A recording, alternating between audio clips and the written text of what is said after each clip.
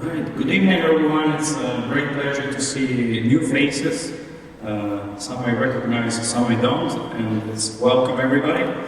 This is Seattle Chamber Orchestra's third concert. We're a relatively new ensemble. We were born in the middle of the pandemic out of a necessity and need to make music live again, which was shared by a lot of musicians in the area. And so, luckily everything came together and we were able to play our first concert last June 2022. Then we had the second concert last November. This is our third concert. We're going to have another concert on April 26th at People's Church with a guest star virtuoso organist Wayne Marshall, who's flying in from England. He's going to perform the mighty organ concerto with us, an orchestra that's going to be bigger than tonight. But the idea is that we are an ensemble that changes shape depending on the music that we're performing. So sometimes we're more people, sometimes we're less people. And tonight we wanted to present to you a program that kind of shifts in time, and it's also a little bit of an oxymoron, the title that I gave to this concert, which is minimal Baroque. So Baroque, as everybody knows, it's a style that came out in the 1600 up to 1750. Usually the closing of the Baroque is when Johann Sebastian Bach passed away, which is 1750. And then minimalism, it's a relatively contemporary thing. It's still happening, because at least two of the composers that fall under the minimalism style are still alive, which are Arvo Pärt and Philip Glass.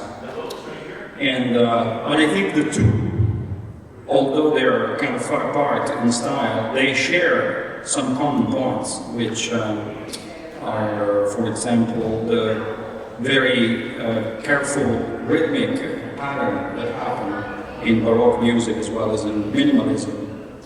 And there's also some of the composers like Arvo Pärt did study a lot of Renaissance and Baroque music for a number of years, which led to the style in which he writes his music today. Before, I think, early 80s, he wrote music that is not performed anymore. It was kind of like 12-tone, 8-tone music. And then he spent about 10 years to just study the motets of the Baroque and the Renaissance of the Baroque, and he came up with this very pure, minimal style. So, and everything that I say, it's explained also in this program notes. If you read them, they're very nicely put together. I put them together.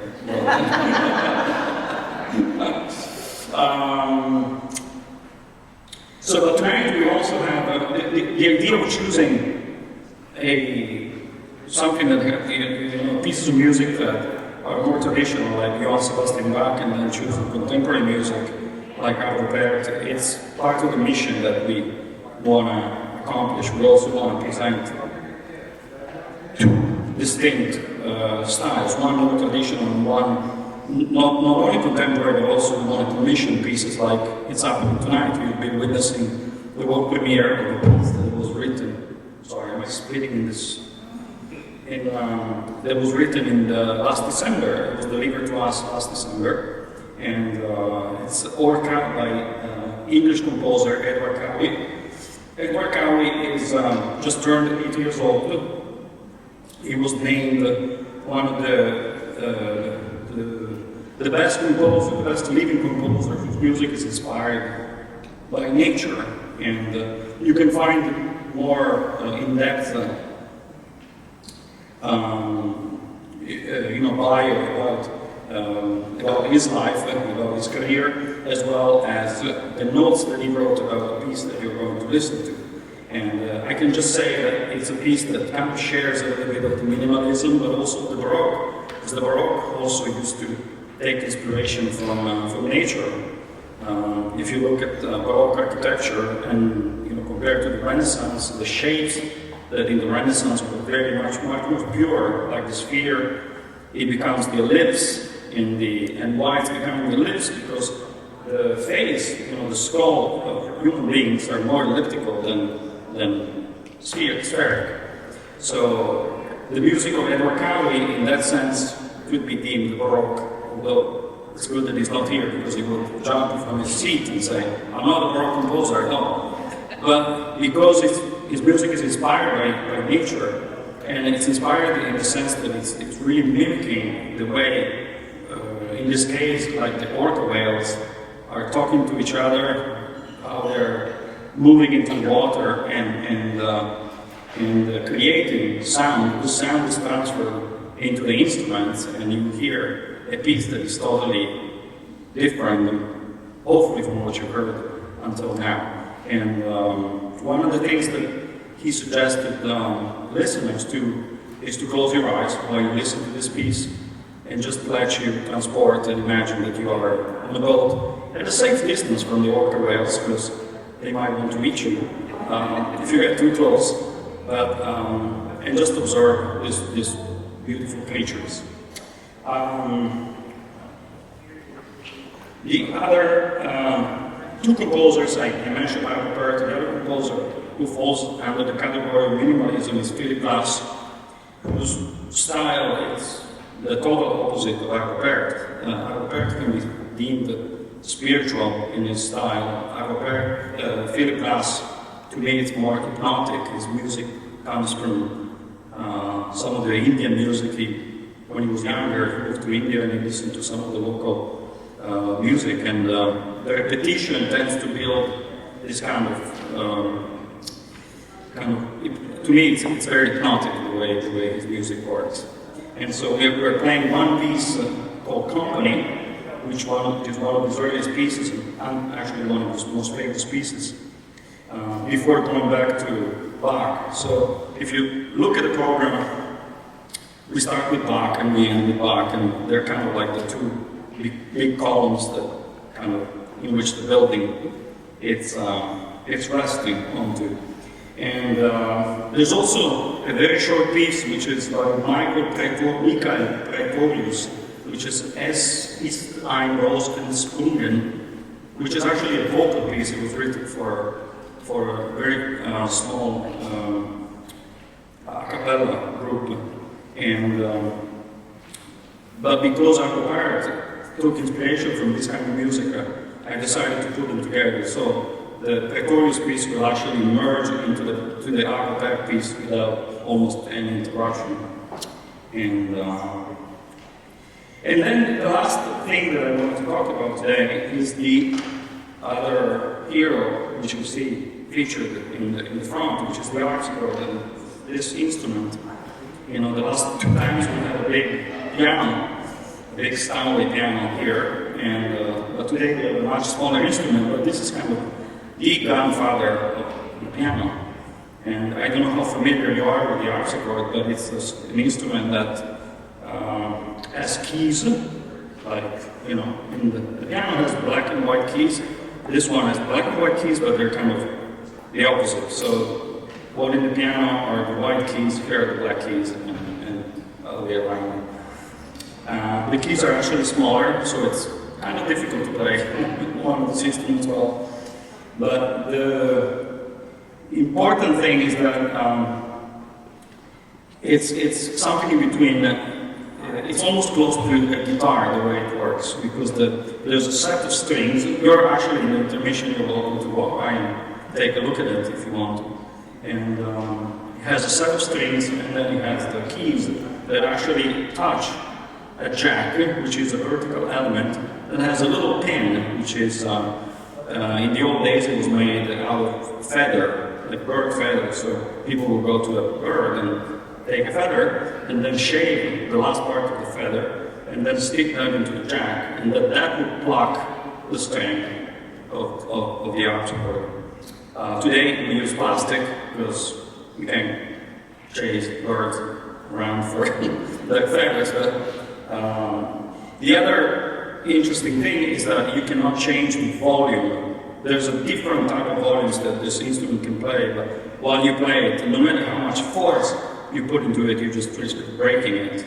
It's not like a piano that the more weight you put on or take out of it, it gives a different sound. So I would like to play a couple of short pieces on the harpsichord so that you can hear it the way it sounds before it joins the orchestra. It's actually joining the orchestra in two manners tonight. In the very first piece, the suite, the orchestral suite is playing what is called a continuo. And a continuo is usually not a secondary part, but it's not definitely a solo part. In the last piece, which is the Concerto, he's taking a more solo role, which is the first time in history when Johann Sebastian Bach assigned to the harpsichord a more soloist role. So, but for now, if there are any questions, I'm happy to answer. If not, no questions. Okay. So I would like to play a couple of short pieces, actually 3 pieces. The first one is by, and these are composed and brought extensively for harpsichord solo, not with instruments. The first one is Johann Jakob von Berger, who lived between 1616 and 1667. And it's a piece called Ricercare, it's the number 1 in C major. The second one is François Couperin, who wrote Les Barricades Mystérieuses, the mysterious barricades. And there is a little bit of talk about what this title meant, if it's meant the barricades in the military or during the war. But some people think that the barricades actually refer to the barrels in which the wine is contained. So the mysterious barricade is the mysterious content of those barrels. So please take some wine to listen to this piece. And then the third one will be the prelude, the first prelude and fugue from the Waltz and Clavier by Johann Sebastian Bach, which is an opus maximum for harpsichord. Thank you.